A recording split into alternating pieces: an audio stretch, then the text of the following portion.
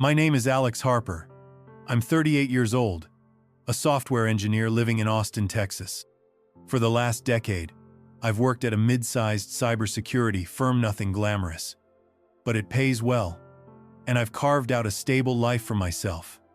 No drama, no chaos. Just me, my code, and a strong cup of coffee. 6 years ago, I married Julia. She was radiant, warm, witty, ambitious in a way that drew people in.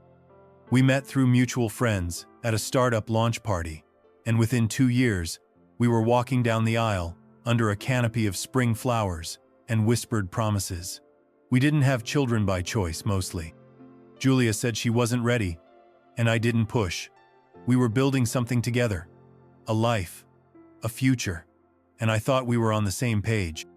Just last year, we bought our first house together, a 2-story brick home in a quiet neighborhood in North Austin. It wasn't a mansion, but it was our soak floors, a wraparound porch, a backyard big enough for a dog we always said we'd get someday. I remember standing in that empty living room, arms wrapped around Julia, as we watched the sun filter through the blinds and laughed about paint colors. For once, I felt settled. Like maybe I'd finally outrun the instability of my childhood divorced parents, rotating apartments, constant tension. But life, as I've learned, has a twisted sense of humor. Looking back now, I realize how naive I was. How many red flags I ignored in the name of love and peace. Julia had a habit of brushing things under the rug, of avoiding conflict at any cost. I thought it was harmless. I thought it meant we were just low drama. But the truth is, there were storms gathering just beneath the surface. And the first clap of thunder came in the form of a phone call on a random Tuesday evening, as I was unwinding after work with a craft beer and the tail end of a documentary. "Hey, babe," Julia said, her voice tight. "Derek needs a place to crash, just for a little while. Is that okay?" And just like that, the door to our peaceful life creaked open in chaos. Stepped in wearing a familiar face.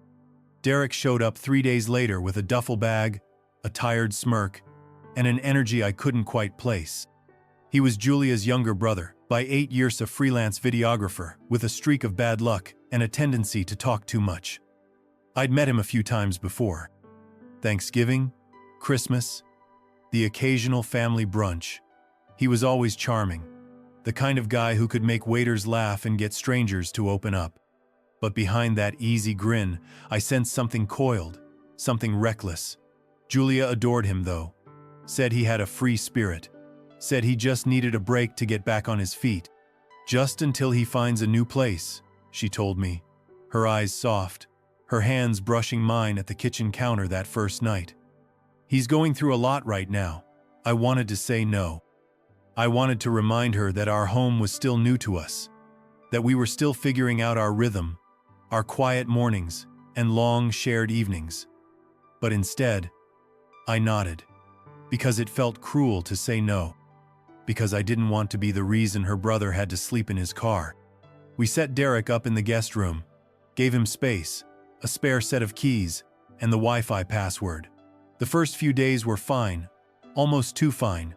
He was polite, even helpful, did the dishes without being asked, offered to pick up groceries, played music at a reasonable volume. It was enough to make me question my instincts. Maybe I'd misjudged him. Maybe I was just being territorial. But then he started staying up late, drinking on the patio until 3 a.m., bringing in strangers. Julia barely seemed to know. Once I came home and found one of his friends asleep on our living room floor, a pizza box open beside him like a crime scene.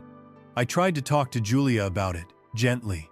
"He's just decompressing," she said, brushing past me with a glass of wine. Give him time. But time, I would learn, wasn't the problem. The problem was that Derek wasn't just crashing. He was digging in, rooting himself into the walls of our home like mold. And Julia? She didn't seem to mind. In fact, she defended him more than she defended me. 2 weeks turned into 3. Then, a month. Derek never brought up leaving, and Julia never brought it up with him. He stopped pretending to job hunt and started sleeping until noon.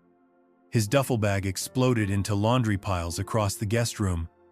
His camera gear spread like vines into the living room, and his empty beer bottles began appearing in places they didn't belong: on the windowsill, behind the couch, once even in the shower. At first, I told myself to be patient, that this was a rough patch, temporary. But patience has a way of turning into silence, and silence can rot a house from the inside out. I brought it up over dinner one evening, trying to keep my voice even. "Hey, have you talked to Derek about his plans? It's been over a month." Julia barely looked up from her phone. "He's figuring it out, Alex. Don't pressure him. You know how hard it is to find a place right now." "But he's not even trying," I said, putting down my fork. "And he hasn't offered a dime for rent or groceries." She sighed like I was being unreasonable. "He's family." That phrase, "he's family," became her shield and my muzzle. What stung more than Derek's freeloading was how he began to treat me. Casual little digs, like tossing his feet on the coffee table after I just cleaned it, interrupting me when I spoke, calling me the man of the house, with a smirk whenever I made a decision. Once, I walked into my own kitchen and found him eating the last piece of lasagna I had specifically saved. "Oops," he said, mouth full. "You snooze, you lose." Julia just laughed from the other room. Bit by bit, my house didn't feel like mine anymore. I started staying late at work, took my laptop to cafes instead of working in my home office. I told myself I was just avoiding tension, but really, I was retreating, giving up ground I hadn't realized I'd need to defend. Derek wasn't just a guest, no, he was comfortable, and I was slowly becoming invisible in my own home. I don't know when exactly Julia started pulling away. Maybe it happened in increments, like water warming until you don't realize it's boiling. But I felt it. In the way her conversations with Derek grew longer, and mine with her grew shorter. In the way her smiles for him were warm, and her glances at me turned cold. At first, it was subtle. Derek would make some snide comment about my cooking or the way I folded laundry, and Julia would chuckle instead of defending me. One night, I caught him complaining about how I never really got his creative lifestyle. Julia didn't correct him, she agreed. "Alex likes structure," she said, like it was a character flaw. We started arguing about small things, stupid things. I'd suggest we watch a movie, and Julia would shrug and say, "Derek already picked something." I'd ask her to help tidy up the guest room, and she'd snap, "Why are you so obsessed with that space?" It wasn't just about chores or routines anymore. It was about lines being drawn, quietly, firmly. Derek began to speak for her. Answering questions, I asked Julia directly. "She's tired, bro," he'd say if I asked if she wanted to join me for dinner. "We'll eat later," he said. "We now." We. It got to the point where I felt like I needed permission to sit on my own couch. Once, I got home early and found them watching something together, laughing like co-conspirators. The volume was too loud, and when I walked in, it didn't lower. Julia looked over like I'd just interrupted something private. The intimacy between them wasn't physical, at least not that I could prove, but it was something else. A closeness I was no longer part of. And every time I tried to talk to Julia, she'd act like I was paranoid. "Why are you being so sensitive lately?" Sensitive. That word stuck like a barb. I used to think we were partners, but now, in every disagreement, Julia stood on Derek's side of the line, and I was left standing alone, in a house I bought, next to a woman I no longer recognized. It started with small things. A charger that vanished from my nightstand, my watch and anniversary gift from Julia missing from the bathroom counter. Then a few important work documents I'd left in a manila folder on my desk just disappeared. At first, I thought I was just being careless, overworked, distracted. That's what Julia said, anyway. "You're always misplacing things lately, Alex," she murmured one evening while scrolling through her phone. "Maybe try organizing better?" But I knew my routines. I'm not the kind of guy who loses track of things. I'm the type who alphabetizes his pantry and labels the Ethernet cables behind the TV. So when I noticed my spare house key, the one I kept tucked inside a small decorative box on the bookshelf was gone. I felt something cold settle in my chest. I asked Julia about it. Did you see the backup key? The silver one with the red tag? She barely looked up. Nope. Maybe you moved it? Derek, sitting nearby on the couch with his laptop, chimed in with a grin. You losing your mind, Alex? Might want to check the freezer. He laughed, like it was some harmless joke. But I wasn't laughing. I stared at him, and he stared back too long, too calm. It felt like gaslighting. My belongings disappearing, my concerns dismissed, my memory questioned. I started double-checking everything, then triple-checking. At night, I'd lie in bed, staring at the ceiling, wondering if I was being paranoid or if someone was trying to make me feel that way on purpose. The day I found my bank statements crumpled in the recycling bin, the same ones I'd printed and stored in my desk drawer, I stopped second-guessing myself. Someone was digging. I didn't tell Julia. I didn't confront Derek. I'd learned by now that my words would just bounce off the walls, or worse, be twisted into something they weren't. So instead, I went quiet, careful, strategic. That weekend, I bought 2 small motion-activated cameras. Black, discreet, Wi-Fi enabled. I installed one just above the hallway entrance near my home office, angled to capture the room and part of the living room. The second I placed inside a potted plant by the front door, hidden but effective. Every wire, every placement.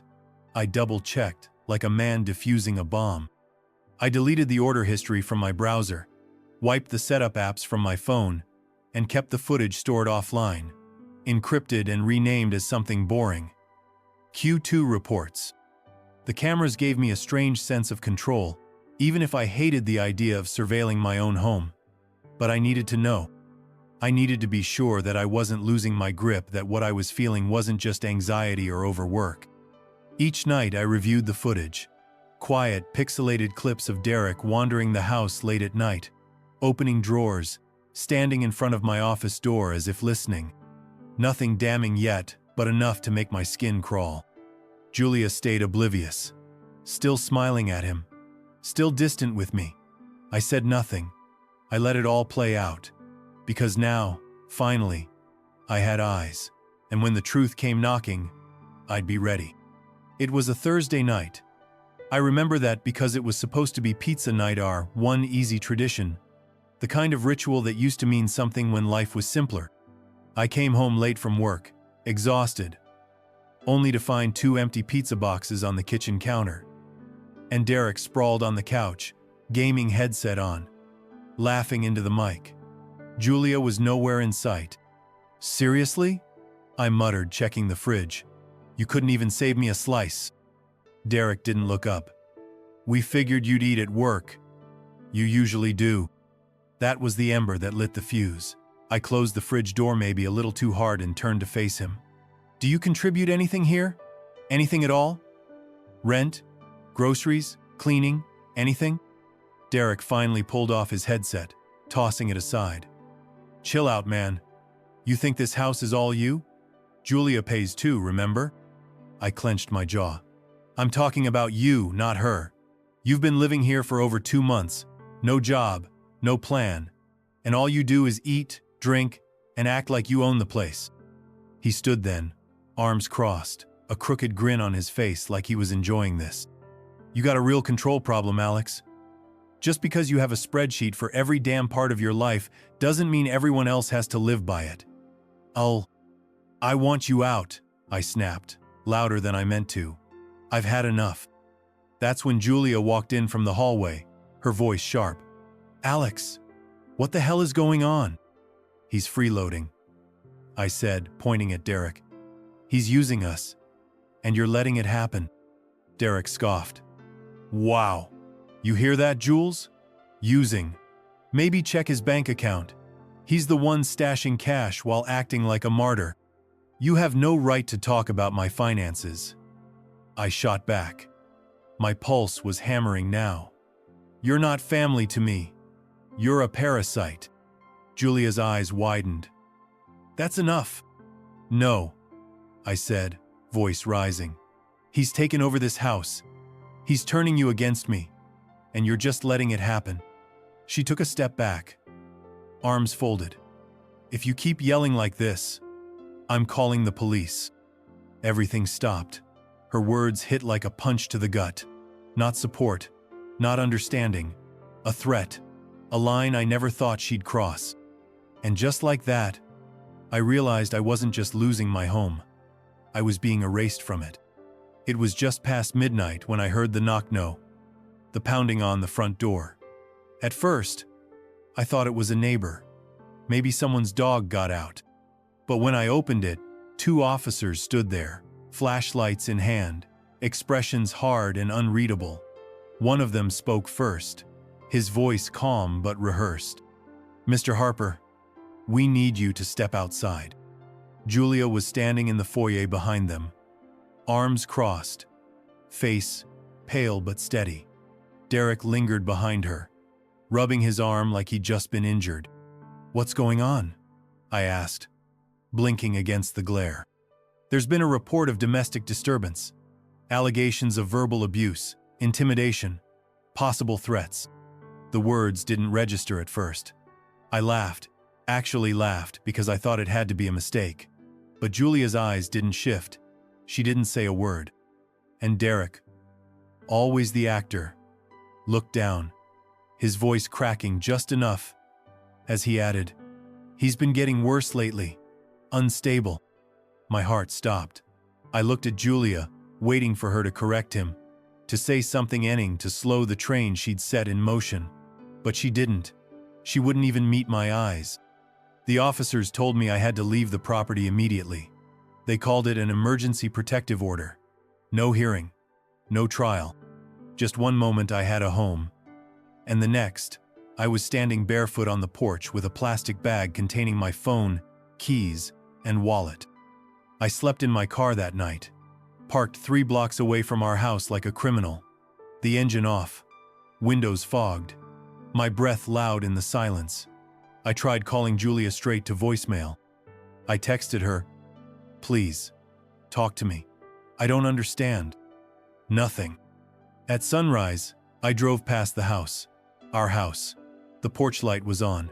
Someone Derek was sitting on the front steps, sipping coffee like he belonged there. Like I never had. I didn't stop, just kept driving. My hands shook on the steering wheel. Not from the cold, but from disbelief. Anger. A pain I couldn't place. Later that morning, I returned, thinking maybe I could talk to Julia when Derek wasn't around. Maybe she'd calm down, see reason, come outside. But when I walked up the steps and turned the knob, something snapped in me. The key didn't fit. They'd changed the locks. No warning. No conversation. No goodbye. I stood there, key in hand, feeling like a stranger on my own doorstep, as if I'd never lived there at all. I don't remember the drive to the law office, just the sensation of my palms sweating against the steering wheel and the way my stomach twisted with every street sign I passed. It was a small building tucked between a dentist's office and a tax service, the kind of place you'd never look twice at. Inside, it smelled like old paper and burnt coffee. The attorney's name was Marla Rice-Searly, 40s. Sharp voice, sharper eyes. She didn't waste time with pleasantries. She scanned the emergency order and restraining notice I'd been handed by police and gave me a look that said she'd seen this kind of thing before. "They're not just asking for space," she said flatly, flipping through the pages. "They're laying the foundation." "For what?"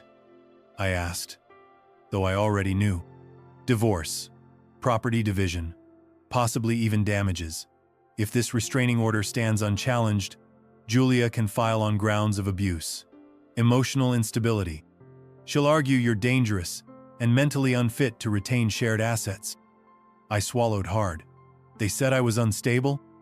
Marla nodded. "Derek submitted a sworn statement, said he feared for his safety, claimed you'd been spiraling, showing signs of paranoia and violent behavior." Julia backed him up. I felt the air leave my lungs. "That's not true." "Of course it's not," she said, setting the papers aside. "But we need evidence, something that contradicts their narrative." Without it, you're walking into court already branded the villain. That was when I remembered the cameras. The quiet watchers I'd installed weeks ago, buried under my own guilt and suspicion. For the first time in days, I felt something close to clarity. I have video, I said. Maybe more than they know. That night, I sat in the cramped apartment I'd rented on short notice, laptop glowing like a lifeline in the dark. I plugged in the hard drive and opened the folders. Each one was time-stamped, each one a silent witness. I scrubbed through hours of footage, mostly nothing. Derek wandering around, Julia scrolling her phone, idle chatter. But then I found it. 2 days before the police showed up, they were in the living room. Julia pacing. Derek lounging back with a smug grin. "You need to say you felt threatened," Derek said. "Make it real. They take that stuff seriously." Julia hesitated. "I don't want to lie." "You're not lying. You're protecting yourself. Just say he's been yelling. That you're scared. It'll buy us time, give you leverage." My chest tightened. The air in the room felt too thick to breathe. They'd scripted the whole thing. Every word, every accusation was a performance. And now, I had it on tape. That night, hunched over my laptop in a room that didn't feel like home, I watched it all unfold through the cold, unblinking lens of a hidden camera. The grainy footage flickered like a memory I didn't want, but needed to see. Julia stood by the fireplace, arms folded tight across her chest. Derek lounged on the couch, feet up, acting like he owned the place. "You've got to be clear when they ask," Derek said, casually, tossing a coaster across the coffee table. "Don't hesitate. Just say you've felt unsafe. You don't even have to make anything up, just stretch the truth." Julia looked nervous. "But he hasn't done anything.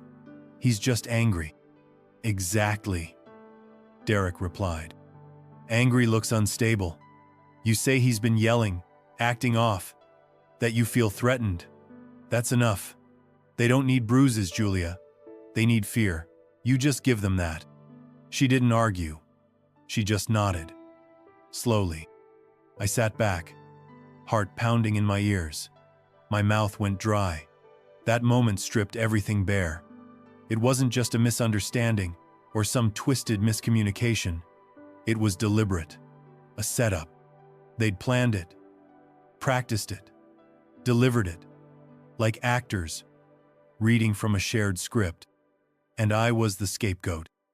I fast-forwarded through the rest, documenting every second, copying clips, making backups. It felt like gathering pieces of my own sanity, because here, finally, was proof. I wasn't paranoid. I wasn't unstable. They were lying, and now I had the truth. It all started to make sense a few days later when Marlamy lawyer called. "I found something," she said. "You're not going to like it." Julia's aunt had passed away 2 months prior. I'd heard about it briefly, a side comment over coffee that I hadn't thought much of. But now, Marla had unearthed the will. Julia was named sole beneficiary of a sizable inheritance close to 300,000. Enough for a down payment on a second property, or a fresh start. But here's the catch, Marla added. The inheritance went straight to her name, not shared marital funds. Derek, it turned out, had been in talks with a realtor. He'd quietly been looking at listings, even attended a few showings always, as Julia's financial advisor. I felt like I'd been sucker punched. This wasn't just about resentment or tension, or a house guest overstaying his welcome. This was about money, control, a future they planned without me in it. They wanted to sell the house, split the profits, cut me out completely. And now, they'd tried to rewrite me as a threat to justify what they were about to do. But they hadn't counted on the camera, or on me fighting back. I signed the lease on a short-term apartment tucked above a hardware store on the edge of town. It smelled faintly of dust and old wood.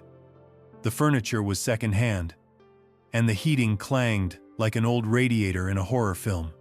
But it had a lock I controlled, and a door only I had the key to. That alone made it feel like a palace.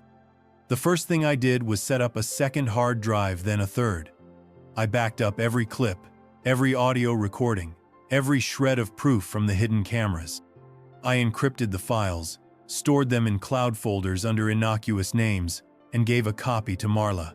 "Don't release anything yet," I told her. "Not until they go too far."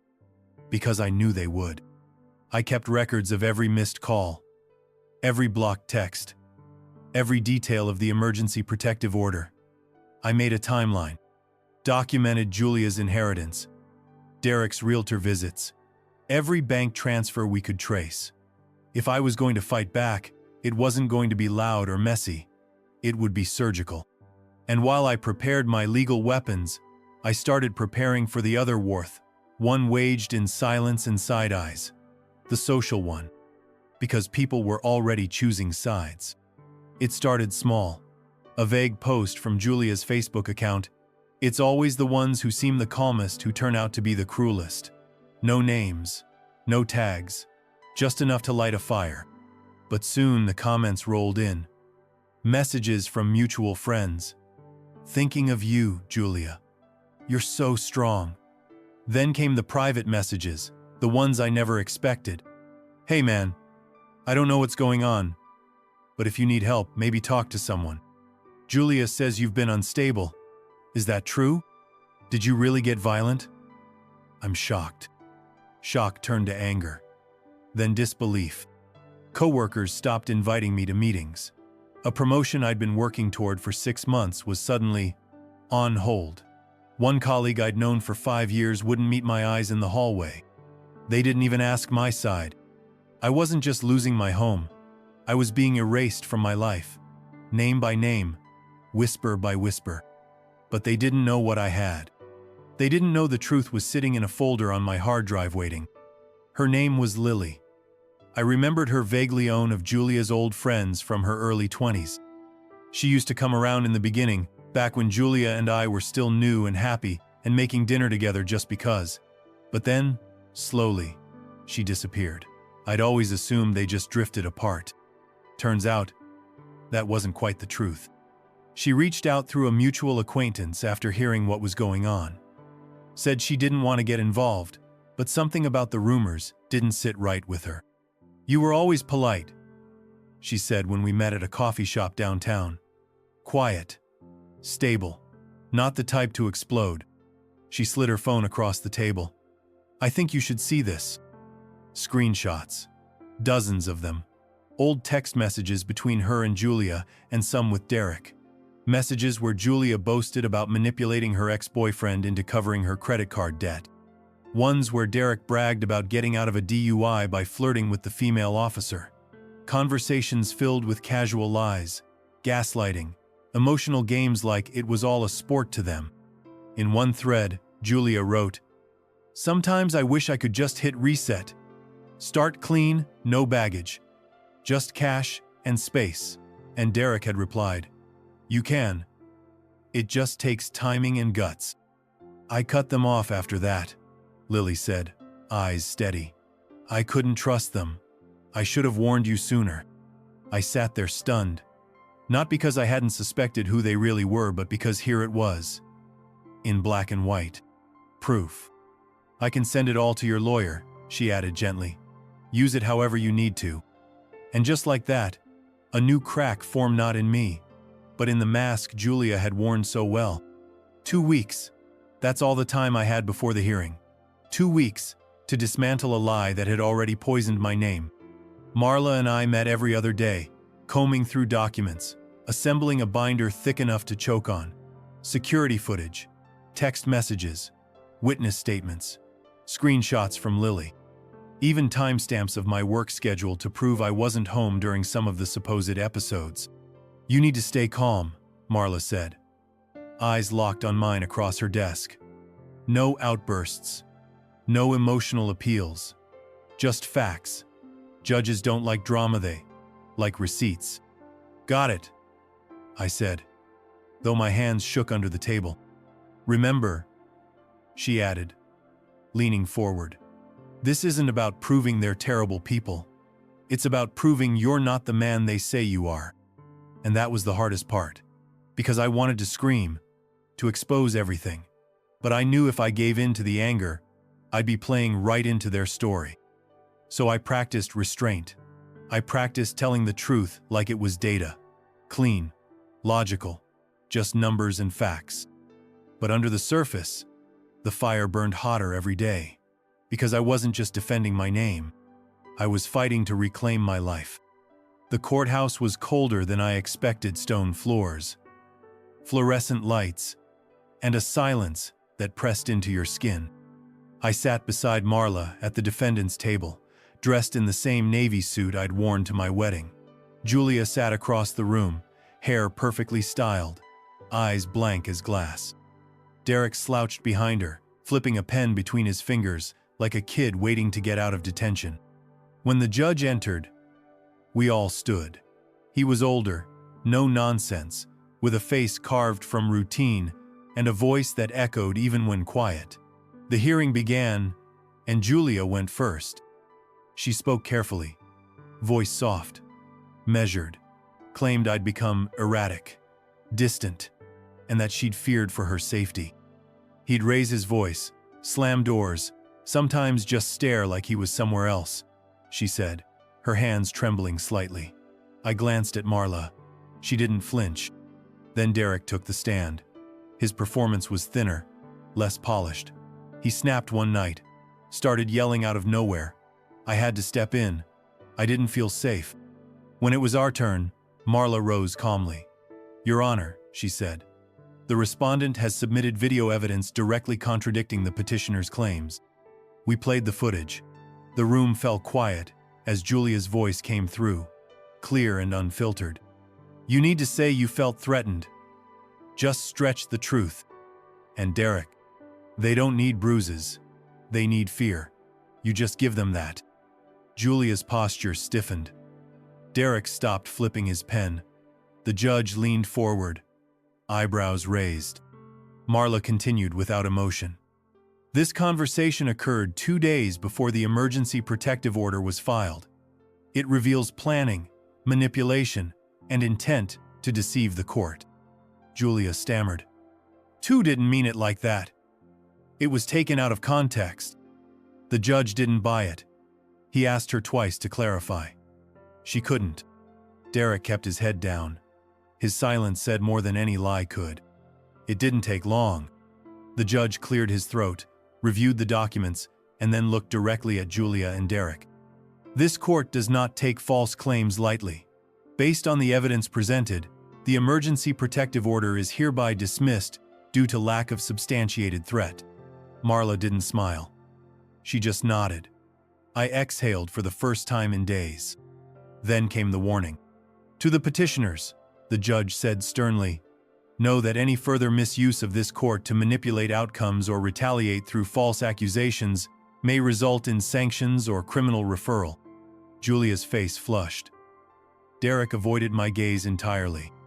They didn't walk out as victors. They walked out exposed. And I finally walked out as myself again. Not a threat. Not a villain. Just a man they couldn't erase. Even after the order was lifted, I didn't go back to the house. Not right away. Legally, I could have. Morally, I knew better. There was still something in the air, unfinished, unsettled. I could feel it in Julia's eyes as we passed each other in the hallway outside the courtroom. She wasn't finished. And Derek? He looked like a man with one last card stuffed up his sleeve. I didn't want to walk through the front door, only to find my things boxed up or, worse, gone. So I waited. I stayed in the small upstairs apartment I'd grown oddly comfortable in. I kept working, kept documenting, and with Marla's guidance, I filed a civil suit for defamation, emotional distress, and illegal eviction. "This is more than a restraining order," I told her. "They tried to destroy my reputation. They locked me out of my life." Marla nodded. "Then it's time we start dismantling theirs." Marla was the one who found it buried deep in public property filings and bank records. Her assistant had been combing through Julia's financials when they stumbled on something strange. A small trust account had been opened in Julia's name just days after the police removed me from the house. It had one purpose: to receive a wire transfer from an unknown buyer. For the house. They were trying to sell it, Marla said. Eyes narrowed. Without your signature. Without your knowledge. I felt my stomach twist. Is that even possible? Not legally, she replied. But they had started the process. The buyer was unaware your name was still on the deed. It looks like Derek provided falsified paperwork, claiming you'd voluntarily vacated the property. It didn't go through, thank God, but they were close. I stood there, staring at the printed evidence. My name, Julia's signature, Derek's email address, attached to the realtor's inquiry. They hadn't just wanted me gone. They wanted everything. The house, the money, the narrative. And if I hadn't installed those cameras, if I hadn't fought back in court, they might have succeeded. Marla looked at me, serious now. This isn't just about revenge anymore, Alex. This is about exposing them for who they are, for what they've done. You ready for that? I nodded, not because I felt brave, but because I'd already lost everything I could afford to lose. Now it was time to take back what was mine. The footage was from the hallway camera, captured late one night just a few days before the restraining order was filed. I hadn't reviewed it closely until then, too busy dealing with court dates and legal prep. But something about the timestamp caught my eye. There was Derek, creeping down the hallway with something clutched in his hand, a small orange prescription bottle. He paused outside my office door, glancing back toward the living room, and whispered into his phone, "Yeah, I've got the pills." He's already on edge. Couple of these in his desk drawer, and we've got what we need. He's gonna look unhinged. He chuckled softly. Julia's not thrilled about it, but she'll do what she has to. We're almost there. My throat went dry. He had been ready to frame Menno just emotionally, but chemically. He was going to plant evidence. And if the restraining order hadn't worked, that was plan B. I sent the clip to Marla immediately. She didn't say much, just one sentence. "This seals it." From there, she filed an amended complaint. Tampering, malicious intent, attempted fraud. The weight of it was growing heavier on Julia and Derek by the hour. And I wasn't done. Not by a long shot. For weeks, I stayed silent while they turned me into a villain. I watched friends unfriend me, co-workers avoid eye contact, old acquaintances unfollow with a click and a shrug. But now I had the truth, and it was time to speak. I opened my social accounts and typed slowly, carefully. No rage, no bitterness, just facts. I've been silent because I believed the truth would come out in court. It has. The claims against me were false. Below is the evidence. Endeavor DN. End of sections. Leave, Leverdo. I posted screenshots Derek coaching Julia. The footage of him sneaking pills into my office. A short clip from court showing the judge's ruling. Then I ended it with, "Not every villain looks like one. And not every accusation is the truth." Within hours, the tide turned. Friends messaged me in disbelief. Some apologized. Others admitted they had doubted me but now felt sick for it. My inbox overflowed. Julia deleted her Facebook. Derek vanished from Instagram. The smear campaign they built with whispers collapsed under the weight of a single truth. I had never been the threat. They were. It came as a text. Short. Careful. "Alex, can we talk? Just us. Please. No lawyers." I stared at it for a while, not sure what she was hoping to salvage. It wasn't love that was long gone. Maybe it was guilt. Or maybe she finally realized the game was slipping from her hands. I agreed to meet in a public park near the old neighborhood. Safe. Neutral. I wore a jacket, even though it wasn't cold because the recorder was tucked into the inside pocket. Marla's idea. "She'll try to sound innocent," she warned. "You need her to say it." Julia arrived looking tired, like someone who hadn't slept in days. Her hair was pulled back, makeup faded, eyes ringed with shadows. She sat down on the bench beside me and exhaled like she'd just dropped a boulder. "I didn't mean for it to go this far," she said quietly, eyes fixed on a distant tree. "I just wanted space. I felt trapped. And Derek, he made it all sound simple, like it would be easy to reset everything if I just played along." "Played along?" I asked, my voice flat. She looked at me then, really looked. "He said no one would believe you anyway, that you were too cold, too logical, that people always side with the one who cries." I said nothing. I just let the silence hang there. "I didn't want to lie," she continued, wringing her hands. "But I was scared, not of you, of what would happen if I didn't go along with him. He pushed it, all of it. The call to the cops, the restraining order, planting the pills, was his idea." She paused, like she wanted me to say something that would make her feel better. I didn't. "I exaggerated," she finally whispered. "Okay, but I never thought it would get this far." And there it was. Not an apology, not even full ownership, just enough truth to scrape by. "Why now?" I asked. "Because it's all falling apart," she said. And I thought, maybe if I explained, you wouldn't hate me. I didn't answer, but the recorder was still running. Every word, every breath captured. And I knew, whatever came next, I had just gotten the final piece. It wasn't loud. It wasn't dramatic. It didn't feel like the kind of moment you imagine when you dream of justice. It was quiet, almost cold. Just a judge reading off findings in a monotone voice, listing facts like they were grocery items. But to me, it was everything. The court ruled in my favor on all counts: defamation, emotional distress, and unlawful eviction. The evidence was airtight. The video footage, the recorded confession, the text messages, and Lily's screenshots painted a clear picture. Julia and Derek had conspired to remove me from my own life, and they had failed. The restraining order was improperly obtained through deliberate misrepresentation, the judge said. The court hereby awards the respondent financial damages and immediate restoration of residence rights. Then came the part I wasn't sure I'd ever hear. Petitioner Julia Harper is ordered to vacate the property within 72 hours. Derek Calloway is to be investigated for perjury and evidence tampering, with charges referred to the district attorney. Marla gently tapped my knee under the table. I didn't smile. I didn't cheer.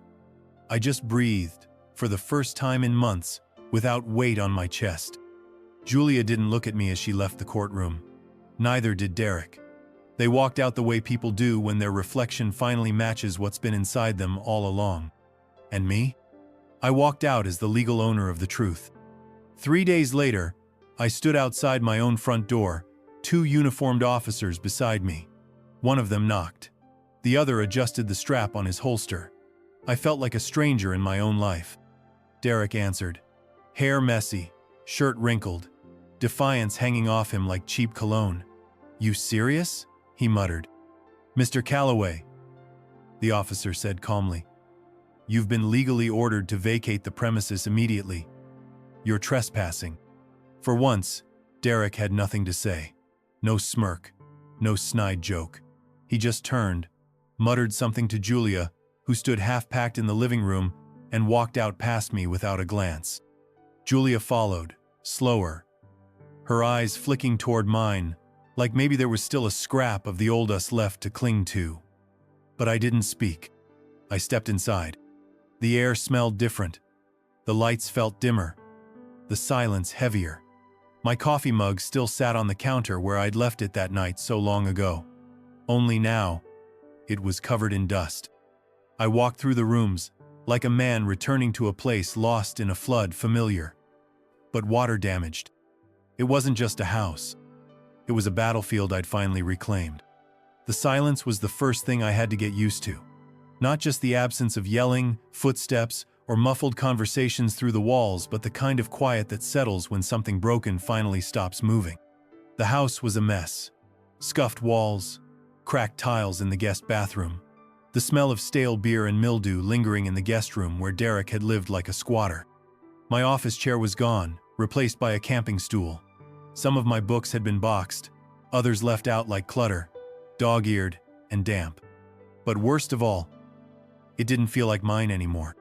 I spent the first few days cleaning, not because it had to be done, but because I needed to do something with my hands. I scrubbed the kitchen sink until the metal shined, patched the hole Derek left behind the door, vacuumed every inch of carpet until the vacuum whined in protest. I didn't listen to music. I didn't answer texts. I just worked. Piece by piece, I reclaimed my space. Not all at once, not heroically, just slowly. And in that quiet, I had time to think not about Julia and Derek, not even about the court case, but about me, about what I'd ignored, what I'd allowed, what I'd survived. I'd lost trust, a sense of home, my place in the world for a while. But I'd gained something too: clarity, boundaries, proof that I wasn't the weak one, that I had more strength than I ever gave myself credit for. Therapy was Marla's idea. Not because you're broken, she'd said, but because even survivors need to sort through the rubble. It started with a single session, one awkward hour of silence, deep sighs, and carefully worded questions. But over time, it helped. I started naming things I hadn't before: resentment, guilt, fear. And I learned how to leave them at the door instead of carrying them around like old furniture. I reached out to friends I'd lost during the smear campaign. Some apologized right away. Others didn't know what to say. But most of them came back, slowly, like birds returning after a storm. I didn't tell my story all at once, just pieces. A lunch here, a long call there. But something changed when I started writing it down: every event, every lie, every victory. It wasn't about revenge anymore. It wasn't even about Julia or Derek. It was about other people like me who were made to feel crazy, dangerous, unstable, when they were just being erased. So I began documenting everything. Not to relive it, to reveal it. Because I survived what they tried to do. And now, maybe, someone else will too. It came in a plain white envelope, with no return address. The handwriting was still familiar, sharp but elegant, like it used to be when she'd leave notes on the fridge asking if I could pick up oat milk or fix the porch light. I almost didn't open it. A big part of me wanted to toss it in the trash unopened. But curiosity won. Inside was a single page. Typed. Formal. Almost distant. Alex, I know you probably don't want to hear from me, and I don't blame you. I'm not writing to explain or justify, just to say I'm sorry. I moved out of state last month. I needed a reset. Derek and I aren't speaking anymore. I know now that he used me as much as I used you, and I regret letting it go so far. I don't expect forgiveness. I just wanted you to know I'm gone, and I won't be part of your life again. Take care of yourself. Julia. There was no emotion in me as I folded the letter back up. No satisfaction, no rage, just nothing. It was closure, I guess, or the closest thing to it I was going to get. I didn't respond. Some chapters aren't worth reopening. It started with a late-night forum thread. Some guy anonymous, probably in the same mess I'd barely crawled out of, asking what to do after being falsely accused. The replies were mostly anger, confusion, despair. He was drowning in the same darkness I'd lived through. I messaged him, told him what happened to me, what I did, what I learned. We talked for 2 hours, and after we signed off, something clicked. There were others, dozens, hundreds probably, people with no evidence, no voice, no support. So, I started a group. Nothing fancy, just a weekly Zoom call and a private online space where men could talk about what they'd been through without fear of being dismissed or labeled. We called it Second Side, because every story has one. And helping them? It helped me. It reminded me that the worst thing that ever happened to me didn't end me. It shaped me. sharpened me, and now I had the strength to hold someone else up. The porch creaks beneath my chair, the way it always has. The sun dips low behind the oaks, painting gold across the street. I sit there with a mug of coffee black, strong, no sugar, watching the breeze tug at the wind chimes Julia once bought at a roadside stall. They still make the same sound, but the silence between them is different now. Inside, the walls are painted new colors. The guest room is empty. My office is back in order, clean and untouched. The fridge is full of what I like. The playlists don't get interrupted, and every corner of this house feels earned. They tried to take everything, my name, my home, my life, but I got it back. And I built something stronger in the process. Not just a house, a place that's mine, a life that's mine. And for the first time in a long time, I'm not surviving anymore. I'm living.